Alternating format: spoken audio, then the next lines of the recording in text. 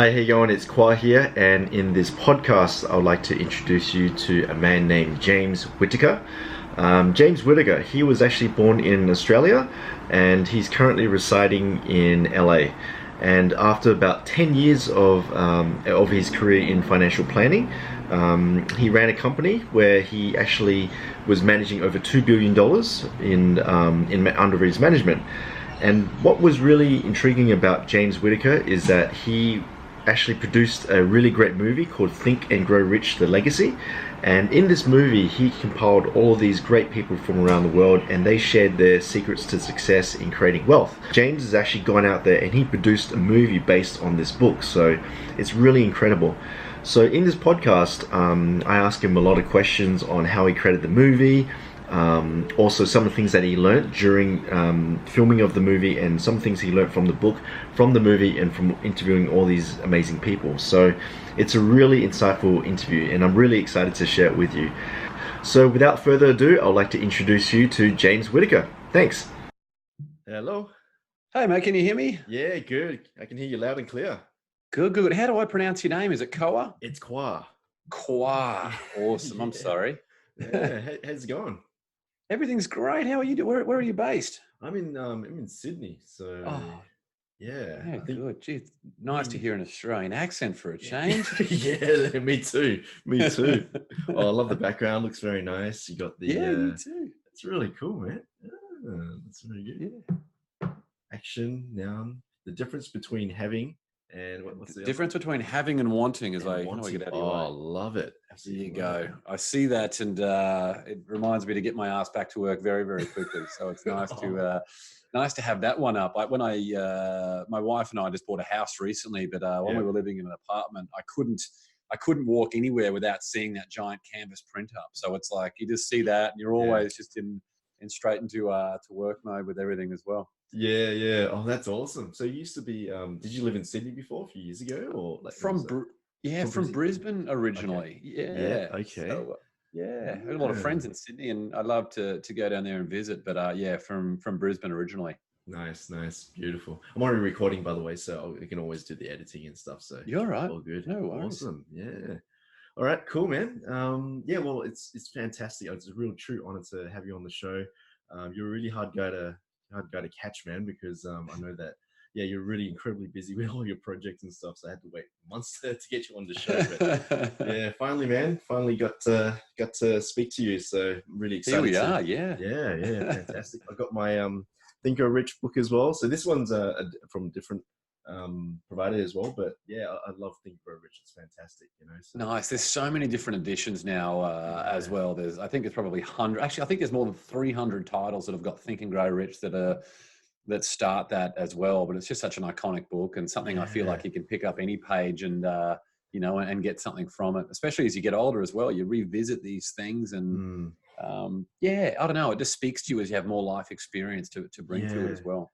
So when did you actually come across, like before when you produced the movie, when did you come across the Think and Grow Rich book? I'm just curious, how did you transition into it?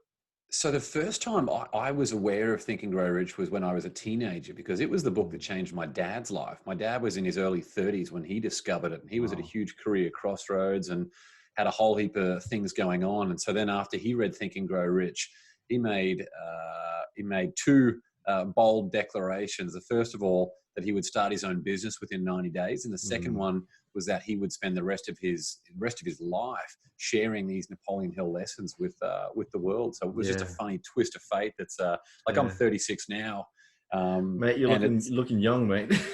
I got plenty of grey hair in there as well, and a 6-month-old daughter who keeps me aging very, very quickly. Oh, no. As well. Yeah, looking good. So okay, so your dad introduced you to the Think and Grow Rich, right? And he did, So, but when I was 16, like I wasn't ready for it, and I think that's a really, really important point. Most people they pick up these books and things, and they're like, oh wow, I've heard that this is a life-changing book. But if they're not ready to receive it, or they just haven't had a certain amount of life experience, and it doesn't really mean much for you as well, which is the reason why a lot of these people, they go back and reread Think and Grow Rich and other books like that as well. You've just got more life experience that you can bring to it. Yeah, definitely. Yeah, I remember coming across Think and Grow Rich like years ago, and yeah, just the way it's written, it's just incredibly powerful. And I remember hearing you speak on another podcast that it's not the type of book that you just read once and forget about it. You have to just keep reading over and over again. Could you share a bit about your mindset about that one? Absolutely. Well, most people think of it like any other book, like a novel, where you go and read it and you go and put it on a shelf, never to be seen from again. But Yeah. to really get the most out of it, you've got to sit there, you've got to read it, you've got to think about it, you've got to think, how can you apply this in your own life? And then you've got to create a list of action items, and then you've got to go and get to work applying those things. And Yeah. as you evolve and you have the highs and the lows, you've got a lot more experience and just things that you can bring to it. But the author has been through Mm. everything himself. Everyone he Yeah. mentions in his book has been through that themselves. More than 500 people. Like there are just some things that life experience can get you. But I think it's really, really important. Everyone that I've interviewed as well, Mm. um, even just staring at the book makes them feel better. But if you read it once and not think about how you can apply it, and you don't apply it or take any action in your own life and put it in a Mm. drawer never to be seen from again, Mm. then you're just not going to really unleash the power compared to someone who might be reading one page or 2 pages and sitting there and writing a list of action items and thinking about, well, you know what, I'm going to sit on this for one day, and then Yeah. I'm going to apply maybe one thing tomorrow or two Mm. things tomorrow to sort of transform things. Yeah, yeah, that's incredible.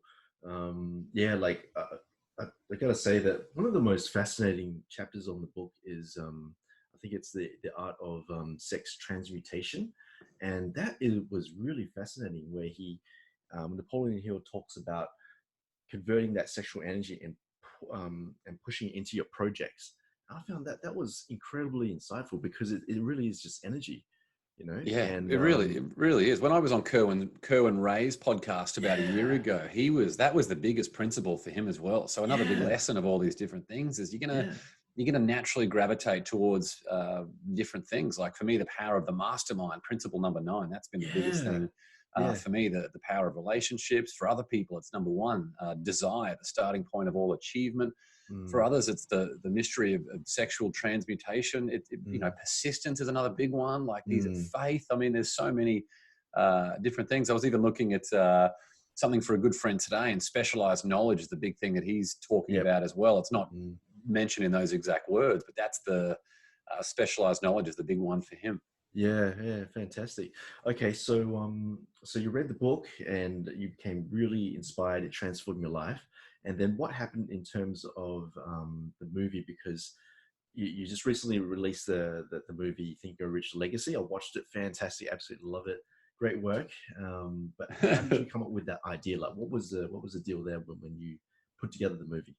So I had the opportunity to meet the filmmakers. So the project had already started, and I met with the filmmakers, and they said, "We love your energy. Tell us how you can be involved in the project." Mm. And basically, after our conversations, I came on board as co-executive producer of the film and then author of the book as well. So the idea being that these are timeless principles; they're never going to change, but people these days just aren't as excited about names like Henry Ford Yeah. and Andrew Carnegie and Thomas Edison and Helen Keller as they are about some of today's most respected and well-known entrepreneurs and thought Mm. leaders and cultural icons and athletes. So that's why we've got people like Barbara Corcoran from Shark Yeah. Tank and Rob Dyrdek from like his 12 television shows and his Yeah. big venture capital company as well, and Grant Cardone and Bob Proctor and Mm. Australian Janine Shepherd, like a whole eclectic mix of people. We've got NFL Hall of Fame players, a whole heap of Yeah.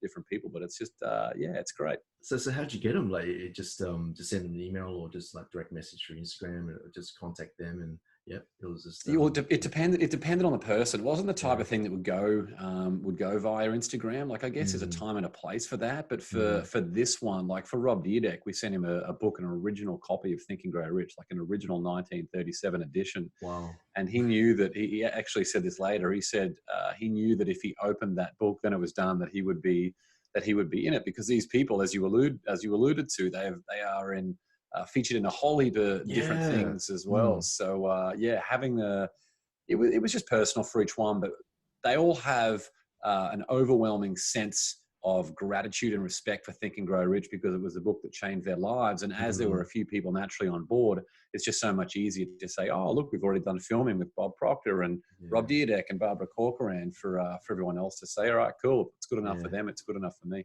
Yeah, yeah. And I think you've got a podcast, Win the Day podcast. And you've also interviewed like some fantastic people as well.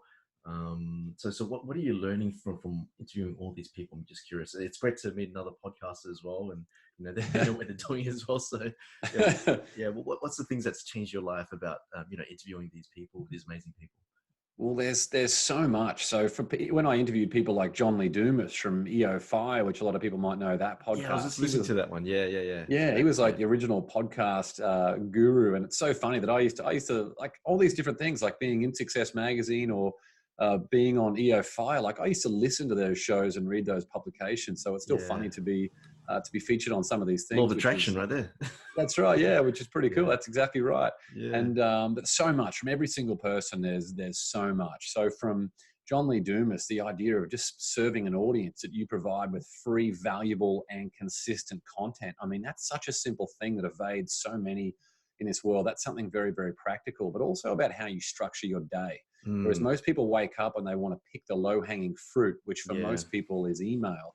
But emails are like boomerangs. They just, you send one and they keep coming back. So if you wake up and you do your life's work first, you'll find that you can do so much more on autopilot later in the day. That was a huge lesson for me, and one of the best productivity tips that I think there is on the planet. That was a really huge one. Also for people like Janine Shepherd, who was hit by a truck, and Jim Stovall, who went blind at the age, or was told he would go blind at the age of 17, that the way that you reframe adversity to make it a benefit, you've just got to find that there is a seed of an equivalent benefit in every single adversity, and being able to channel that into some type of constructive means that enables you to have a strong future, irrespective of what happened in the past or how meager your circumstances appear right now. So I feel far stronger mentally as a result of going through this process and meeting those people, because I know that no matter what happens, I have a very clear path forward to be able to make an impact and inspire other people to achieve success in their own lives, however they define it.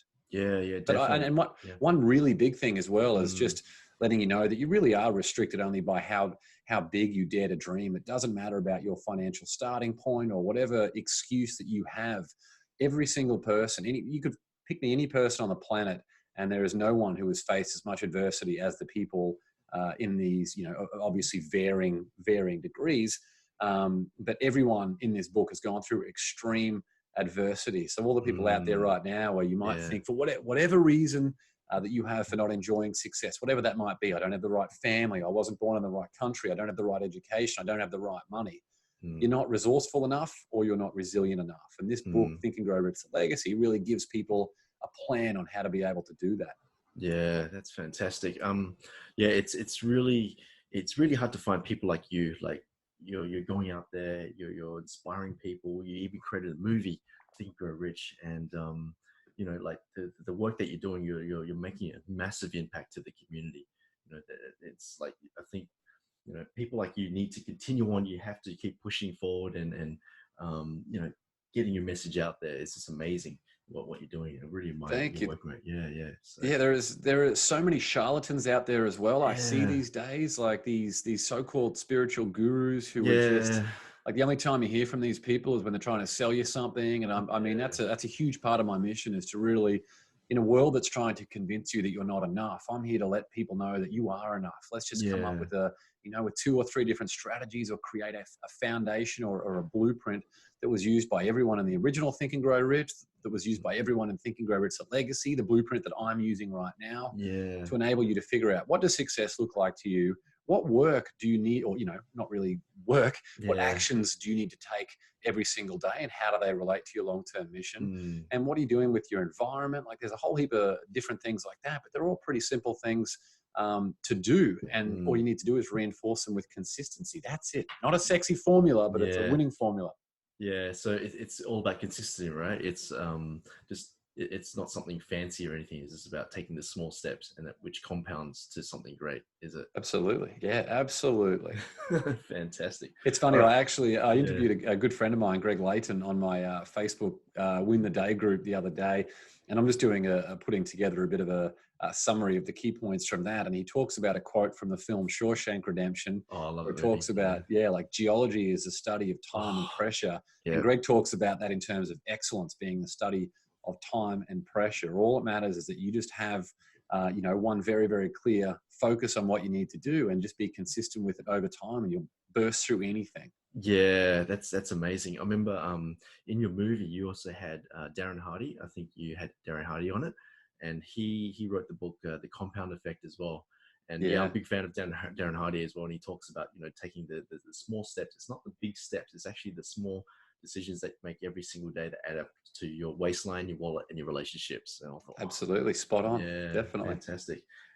Okay, so let's have a look at yourself as well, because for you to create this epic movie, you had to be really productive and had the right mindset and everything. So I'm just curious, what's your daily routine like? I think you touched on this a bit before about I think it's a morning ritual or something, or like do you have a daily ritual that you follow? So my daily routine, it's funny because having a child in the last 6 months, my wife and I had our, It's had all our out the first window. baby. Yeah. Yeah, that's right. So in the last 6 months, having bought a house, had a baby, moved into the house, and all the things associated with that, being on a speaking tour and having two book deadlines, it has, my routine has not been as structured as I would like in the last 6 months. But now that we're settled in here, I'm really starting to get back into it. So my daily routine is basically I wake up and I go and grab my 5-minute journal, and I write down, where in the 5-minute journal, you write down 3 things that you're grateful for and 3 things that would make today a win. And then you write down a positive affirmation. So I do that while I'm sitting outside, getting a bit of sunshine, really getting the body to wake up. I'll have a healthy breakfast, just Nice. something that basically isn't processed food, whatever that might be. It might be Mm, some eggs and vegetables, or oats and quinoa with some berries and a sprinkle of cinnamon, yeah. something Nice. healthy like that, with a Yeah. delicious coffee as well. As Australians, we obviously love our coffee. That Yeah. is, make no mistake, that is a very essential part of my day. I only Yeah. have one coffee, and it Just needs to one be coffee. Okay. Yeah. perfect. Every now and then I have two, depending on what's going on. Uh, Yeah. and then from that, I'll basically, that's a big, huge productive time for me after Okay. that. So that next 3 or 4 hours, I feel like I can get as much done as most people can in a normal day. It's just Okay. uninterrupted focus. I'm just literally in this office that we see right here. Yeah.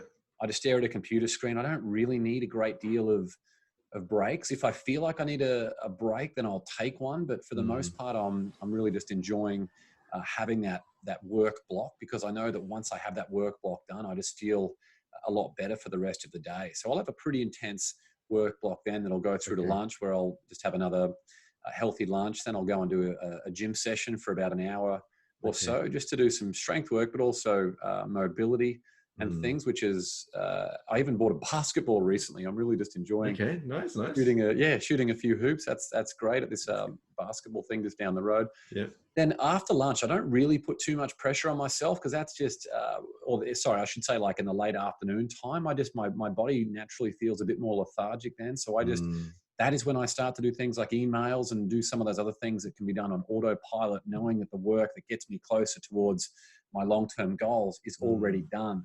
So mm. that's when I'll check in. I can check in on my clients. I've got entrepreneurs and professionals who I coach, so I check in with them. Mm. That's when I might do things like a social media post as well. That can obviously be time consuming Yep. when you've got all these different platforms and whatnot. Mm. And then if I'm having a good day, I like to have a nice healthy meal on the table when my wife gets home from Yeah. work, just to take a bit of pressure off her. And then if there's work to be done, I'll do it later that night once we put our daughter to bed. But for the most part, just in the last little while, I've been refraining from doing too much work before bed. But there are some Mm. times where I need to catch up on things where, often we don't have balance in the short term. We all Yeah. talk about having balance in our life, but depending on the deadline or the project, whatever it might be, or what's going on in your life, you Mm. might not have the ability to have that short-term balance. So if there's a night where I need to be up until 2 a.m., then that's totally fine. Just get back in the Mm. routine to do it all over again. Yeah, fantastic. But some key themes in there would be things like being clear on what work I need to do in the day. Okay. If you wake up and you don't know what actions that you're going to take, I mean, my God, I feel completely rudderless. And at the end of the day, if you don't know what you've done in the day, you're like, oh, I'm busy, but busy doing what? So you need to know every single day, what work are you doing? Like maybe it's something as simple as I'm focusing on what energy am I going to bring to this podcast, or maybe it's 500 words of a blog post, or maybe it's even just being present with my daughter and not holding a mobile phone while I'm with her. And then another one revolves around healthy eating. That's such a huge part to give your body that fuel to have energy for the day, and then trying to fit in some type of exercise just to have a bit of a reset as well. They're the three things that I try to fit into every day. Very interesting. So it sounds like you put a priority on your energy, and where you pour that energy into, like you said, the blog post, the podcast, and your other work as well. I'm just curious, what's what's on your to-do list? Like what is it that you're focusing on? Is it another movie or something, or there's share that? Or there's a lot. So I've got two books coming out in May next year. Nice, so the first one is called Andrew Carnegie's Mental Dynamite, which is it's going to be great. It's the original interview between Napoleon Hill and Andrew Carnegie actually it's from 1908. And then it includes Napoleon Hill's analysis up into the 1940s. And then basically they've asked me to come in and edit and annotate and modernize this with modern examples. So basically how the world's most successful people today use these exact lessons from 120 years ago to be the leaders in their respective industries.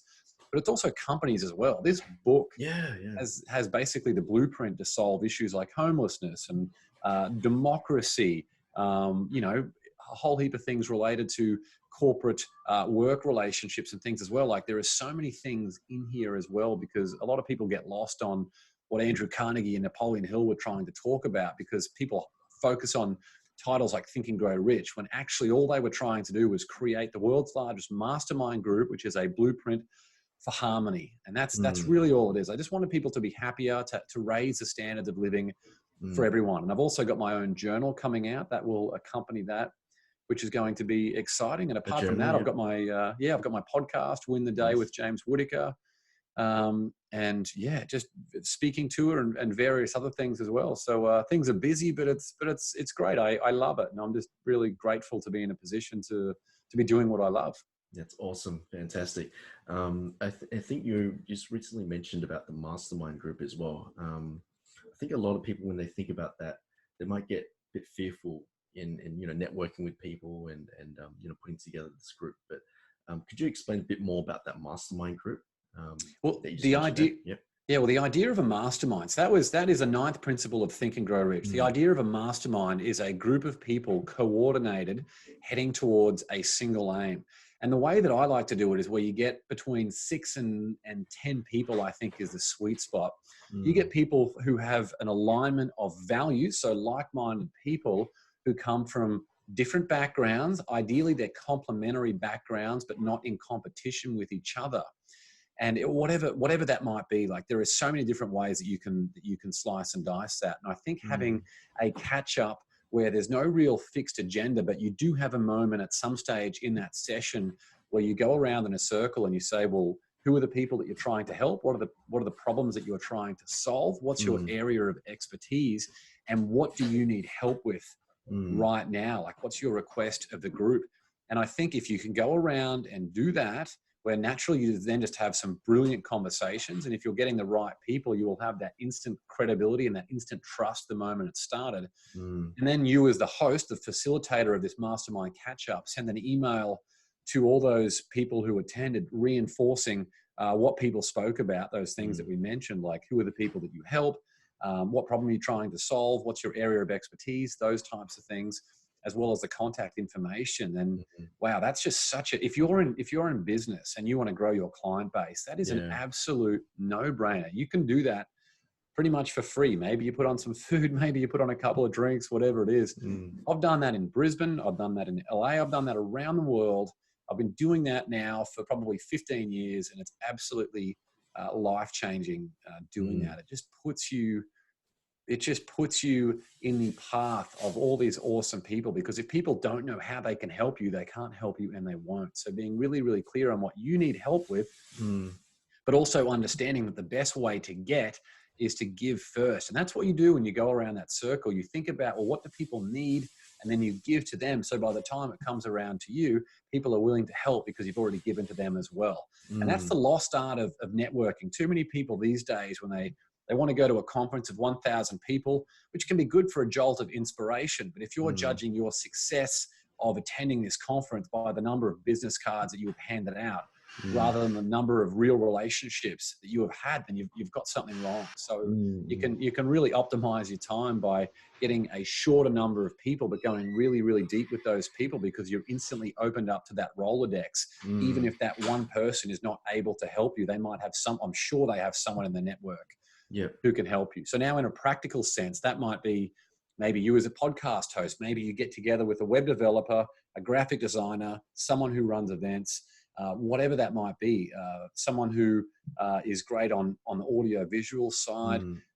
These are the types of things. Maybe it's a marketing agency in there as well. Can you see the complementary skill set between that group, and then how just being friends with those people who have like-minded values, they check their ego at the door, how the way that can turbocharge your growth for all of you. It's just an absolute game changer. I had that almost that exact setup. We also had an online course. We had 2 online course gurus in our catch up when we were in Texas a couple of weeks ago, and it was just brilliant, just great people getting together rather than trying to hang out with people who you went to school with, or you're sort of related to, and you feel like you have an obligation to stay in their life even though they don't do anything for you, they don't support you, they don't make you happy. Find people who can help you grow. Yeah, love it. I remember in the book, Napoleon Hill, he touched on that one about building the mastermind group. And what he did, I remember he used his imagination. So he imagined, I think it was Abraham Lincoln. I think he was at a table, and then he had a pressing problem, and then he would call upon his mastermind group, and it would just be in his mind. And one of the people was Abraham Lincoln, and he would just sit at the table. And when he would talk about this problem, Abraham Lincoln would just sit there and just give him a stern look. And then at the end, he'll say something. And I thought that was really fascinating. Like, it's not just the physical, but also imaginary group, right? So that's right. And imagination, imagination is one of the principles of Think and Grow Rich. It's a huge part, but so many people, actually all of the people that I interviewed for Think and Grow Rich, The Legacy, they spoke about the power of mentors from the written word, especially if you're growing up and spend a lot of time in isolation, or you just feel like you're not in an environment or a great place right now to meet people. Being able to find mentors from the written word is an absolute game changer. And it's a bit like what that is. And when we're faced with the problems that we face in everyday life, we get caught in our own head. We create this complexity and this stress, but being able to sit there and have these people who might actually not even be living, where you can have them as counsel for you to help solve your problems. And I do think it's important to have a mix of people who you know in real life as well, because they can help balance that out. Like, there's a few friends in my life who have a real knack of getting to the root of a problem. There's a friend of mine, a billionaire, who cuts to the root of a problem like any problem, like butter. And then there's another friend of mine who lives in Melbourne in Australia, he basically just takes your head and puts it on the other person, so you can think of what's going on in their mind as well, rather than just giving you a pat on the back. And when you've got people like that, it really just helps you simplify the problems and give you a clear route forward, where you can detach a lot of that emotion that is providing a lot of that stress and that resentment in the short term. Yeah. How about there was also another book that came out a few years ago as well. I think Sharon Lecter, she helped publish it as well. I think it was called Outwitting the Devil. It was by Napoleon Great book. Hill. I've got it sitting around. Yeah, it's sitting around here. It's hiding there somewhere. Somewhere. Yeah. What's your thoughts on that one? Because I read through it, and that is really deep. That is really intense, that one. So that sold more than 300,000 copies. It's a very, very successful, very, very successful book. So that was the one that Napoleon Hill and his wife actually convinced him that he shouldn't publish it. Yeah, because she said that believed that society was not ready for it. So Sharon came in and added her annotations and modernized it and edited it. So that's what she did to Outwitting the Devil, is what I'm doing for this Mental Dynamite book as well. But it's a great book, because the biggest enemy is within. Our biggest enemy sits between our own 2 ears, but that is also our biggest benefit as well. Like, just as we have been given everything we need to succeed, we have also been given everything that we need to fail. And the thing that I love about Outwitting the Devil is it really goes through in detail a lot of those things that you're going to face. Things like fear and criticism and the feelings of others. And it gets you thinking about, well, how are you going to react to that? What are you going to do when you inevitably face this adversity that we all go through in life? Okay, so how about overcoming challenges? I remember, I mean, you've been through a lot. You've you started I think you were working as you were in financial planning as well, and you were managing companies over 2 billion under management, and then you started the movie as well. But I can imagine that you went through a lot of frustration and challenges. So, how do you, what's your technique in overcoming these challenges? Do you use principles from Think and Grow Rich, or do you have your own one that you've synthesized, or? I'm at a point now where I'm calibrated a lot better mentally, whereas I'm 36 years old, where I feel like even a few years ago, I wasn't very strongly calibrated, and it just enables you to not think great about different situations and maybe even not act great in different situations when you're faced with those challenges. And what I would do in that situation was pick up the phone with people that I would trust, and I would say, what do you think about this? Now, most people in those situations call up their friend or a family member and they say, like, this person's being a dickhead, aren't they? And all that person's going to do in that situation is validate your opinion, because you haven't enabled an opportunity for them to really give their thoughts and their insight. That's where I like to say, well, look, here is the information I have about this situation. What do you think? I haven't offered my own opinion. I haven't offered what I think is the way forward. And then once I hear back from them, that is when I feel comfortable to say, well, here is what I was thinking, and maybe you can help adjust that as well. But I think also being able to channel that and just into any constructive means enabling you to move forward. But another big thing for me, which is actually what I experienced about a month ago, it had just been such a crazy busy 7 or 8 months in my life this year.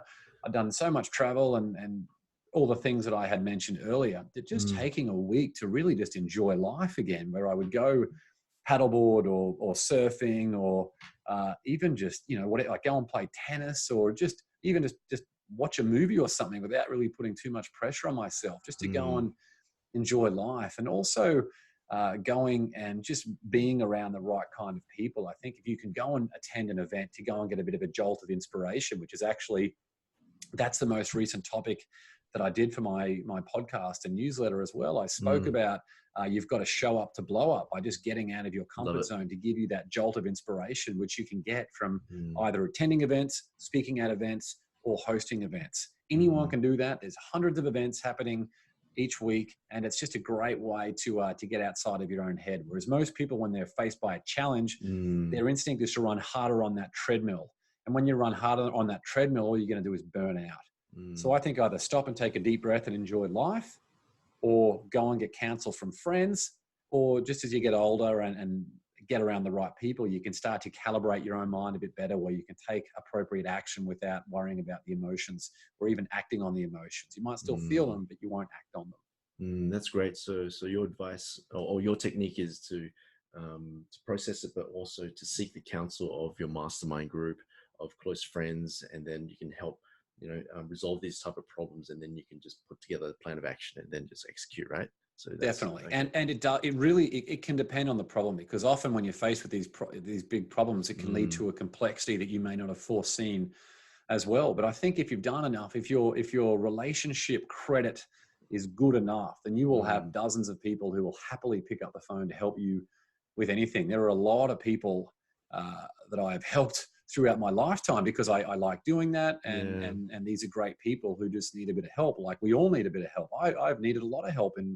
in my life from a lot of these people. And we have that level of trust now as well. I will help them with anything, just like they will help me with anything. So I know the right people to go to. Maybe I need to call my lawyer like I had to last week. It's just a contractual thing, but it's still a challenge. Or maybe it's something personally where it might require something else, or maybe it's something that my wife can help me provide a bit of context for, because she's very, very good at playing the devil's advocate as well. Because oftentimes when we see these challenges, what we're doing is we're in a bit of an interesting mindset ourselves. Often when we're looking at this challenge, we make it this raging inferno of a problem because we're in a bad headspace.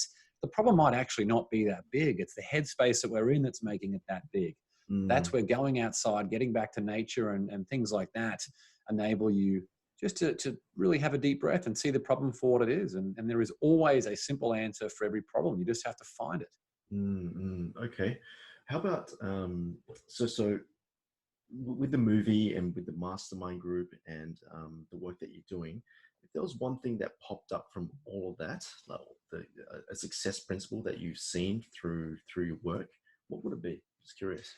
The big one for me would be each day, if you do not make the decision to win, you have automatically made the decision to lose. So now at every speech I do, that's literally the first slide that I put up. Wow. Each day, if you do not make the decision to win, you have automatically made the decision to lose. Because if we wake up and we know what work we need to do, our brain nags away at us for the rest of the day until those 2 or 3 or 4 items are done.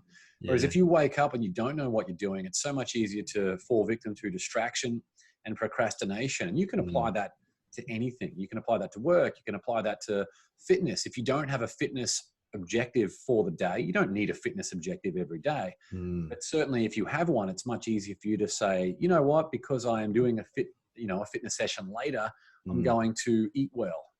And as a result of eating well, you're going to sleep well. And that's what starts all that too. So whatever that might be, each day, if you do not make the decision to win, you have automatically made the decision to lose, because you create that sense of urgency for what needs to happen each day. And without that, that's where people like to go and watch 4 hours of Netflix every night. You're just not going to, I joke about, again, in my speeches, I talk about I've never heard the story of a knock on the door when you're on the 5th hour of a Netflix binge and there's a FedEx employee there handing you a check for $1 million for services rendered. It's just not going to happen. You've got to get out of your apartment, out of your house, out of your comfort zone to go and make these things happen. But starting with your intent, that's the whole idea behind the Win the Day branding that I have.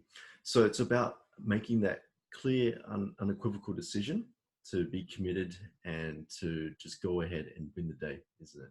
Yeah, being clear on what you want and reinforcing it with consistency. That's it. Okay. That really is it. People like to overcomplicate it, but that's it. Yeah. Okay. So how about someone who just getting started? You know, they don't know much about personal development. They don't read books, and they're stuck in a rut. They're watching Netflix. How can you get this person to transform into a successful person? What would your advice be? Well, those people are no different to I've got people who are senior executives at major airlines, and also people who work for big companies like Google as well, all who I've helped, because inevitably in every one of these situations, these people aren't clear on who they are and they're not clear on where they want to go. That is the very first thing that I would do. I would figure out who you are, what do you stand for, but more importantly, what do you not stand for? You've got to really get clear on who it is that you want and where do you want to go. That's why I have, if you go to my link in my bio on Instagram, there's a link to this success plan template that I've got where people can go and download. It's free. You don't need to enter your email or anything. Just go and download this free success plan template. It gives you a perspective where you can write down who you are, and also maps out your 90-day goals, your 1-year goal, your 3-year goals, and your perfect destination in all areas of your life. And once you're clear on that, you can start to embed those 90-day goals. You turn them into action items and you embed them in your calendar. So you can release yourself from worry about what's going to happen in the future, because you've already written the ending of the story, and you're already going to have now a calendar note that goes off with the work that you need to take, and then set a final calendar note, recurring one for every 90 days to go and start that whole process all over again. Adjust the sails as need be and keep moving forward, because our purpose can change. I did a Facebook Live on this the other day, and the earth is constantly rotating. The sun is constantly rotating as well. We are in this massive flux of change always, yet so many of us are afraid of change. That's what I would do. I would start by getting clear on who you are and where you want to go, regardless of who you are. It just depends on if you're not living with purpose, you're not living with passion, you feel like you're going through the motions or you're treading water. Those are the 2 steps that I would take to release yourself from that and move forward. Absolutely love it. So in the success plan template, you've got a system that helps people achieve goals. Like you've got a goal achievement system. That's great. I remember, I think it was Jim Rohn said that goals equals bank balance, because people who don't know how to set goals, he actually said it. He said that you can predict someone who doesn't set goals, they probably have a few $100s in their bank account. But people who know how to set goals, obviously they're going to have financial goals and they will eventually achieve it. So that's fantastic. Not only you're changing the life, you're changing people's bank accounts as well. So, Yeah, that's right. And Jim awesome. Rohn, he's one of my favorites. He was my Yes. biggest, earliest mentor. I still love Jim Rohn. Yeah. A phenomenal inspiration for everything. And Think and Grow Rich was the book that changed his life as well. And on that part of setting goals, most people ignore the aspect of making them, well, two things. They ignore the aspect of making it emotionally charged, and they ignore that aspect of building those goals into a system, which is what I was talking about with those 90-day goals into your calendar and everything else. So it just runs for you. It's like this machine. And emotionally charged goals are so important because it creates that feeling around it. That emotion is really what gives us that extra rocket fuel to make these things happen as well. So there's no point to saying, oh, well, I want $1 million in the bank. That's going to do nothing. But if you say, you know what, here's why I want that $1 million. I want this money because one of my parents passed away from cancer. And I think that if I can raise, or if I have $1 million of free cash that I can donate, that we can find a cure for this horrible disease that affects so many people around the world, I think we'll be able to find that faster. Now, think about the way that you would then turn that goal into an action item. It's just so much more emotionally charged. It's going to make you more resourceful and more resilient, which are two of those themes that we spoke about earlier as well, that are essential if you really want to be successful long term. Yeah. So you're attaching the why behind your goals, isn't it? You're finding the reason why you want that $1 million, or the reason why, because the monetary value is just not enough to inspire you.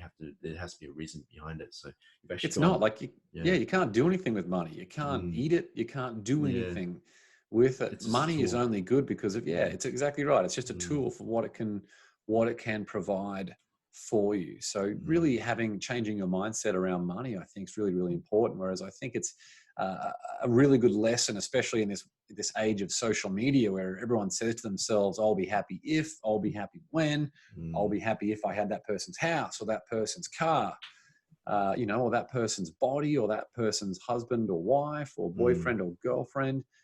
But just being aware that wherever you are right now is totally fine. Let's just take these steps and move forward. It's fine. You don't need to worry about this constant pursuit of money and leaving everything else behind. I could think of nothing worse. Yeah. Okay. And I think you briefly mentioned it before. You've got a coaching, the Elite Performance Plan coaching. Is that something that you're offering and you're helping people achieve their goals? Is that right?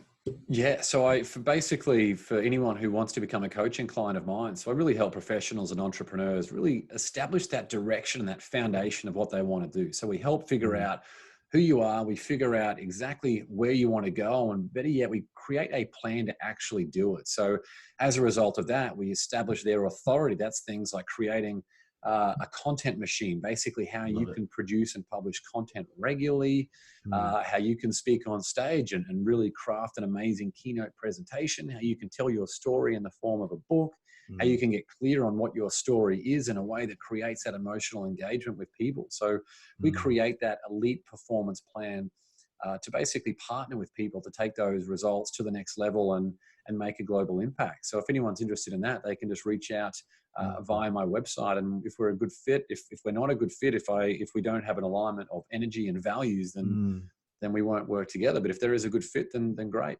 Yeah. Well, you're definitely influential. I've seen, your speaking engagements, you're interviewing these amazing people, you've got the movies. So you're definitely going to, with your Elite Performance Plan coaching, you'll definitely, create more influences as well. So that's fantastic. Okay. How about, so what about if you were to jump in a time machine? Like, this is one of my favorite questions, but if you were to step inside a time machine, press a button, and you were to go back maybe about 10 years, 15 years, what would you say to your younger self? Good question. I would say that you are no different to all these other people around you. The time that I would probably go back to would be when I was about 16, 17, 18 years old. Yeah. where I looked at all my other friends who were performing very well academically, and where I was sort of trying to be someone who I wasn't. I'd say just be yourself and figure it out. Like, be who you are, be your authentic self. Mm. People are going to come and go in your life. You're only a very small way through that journey. And I think that's a good lesson for a lot of people. We see a big passion of mine is doing mentoring for school students as well, high school students, because I feel like when we're in those situations and we have relationships, we've got people who are young people who are throwing themselves off buildings because they've got a relationship breakdown. And it just makes me so sad hearing about that. So just really convincing people that you are enough, be yourself. You're naturally going to find the right tribe for you, and everyone's growing in their own way. So just continue to seek out the knowledge and take opportunities that are going to accelerate that journey of you being who you are, and focus on improving yourself, and along the way have some fun. That's absolutely beautiful. All right. So how can people get in contact with you? If you want to reach out, yeah, Instagram's a good one. I've been using that a bit lately. You can go to James Witt, JamesWhitt. I almost forgot how to spell that for a second. Or you can go to my website, jameswitt.com, as well. Send me an email, whatever you want to do. If I can reach out and help anyone, just let me know. Fantastic. Okay. Well, James, I really appreciate your time today. It's a true honor to interview you as well. And I love what you're doing. We all love what you're doing. And I know that, you're going to be impacting millions of lives throughout, your entire lifetime. And, I wish you all the best for your future endeavors, and yeah, keep doing what you're doing. So thank you very much. Thanks for having me on. No worries, mate. Cool.